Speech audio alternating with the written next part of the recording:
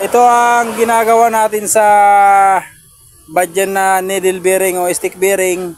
Ginawa na nating ginawa na nating ball bearing. Ayan, dito na, yun.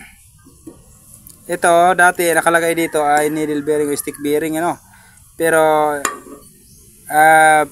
pinamachine shop natin, alinagyan lang natin ang bushing. So, mas matibay siya.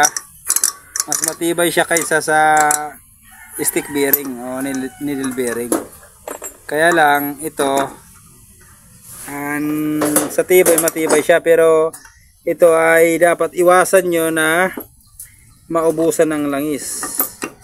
Once na hindi ito umikot dito, masisira itong ating masisira ang ating housing ng ating makina. Kaya napakalaga na dapat ito ay medyo maluwag, may play. At wag na wag niyong paubusan ng langis para tumibay ng ating motor. So mag-assemble tayo ngayon mga kaibigan ng dahil overhaul ito.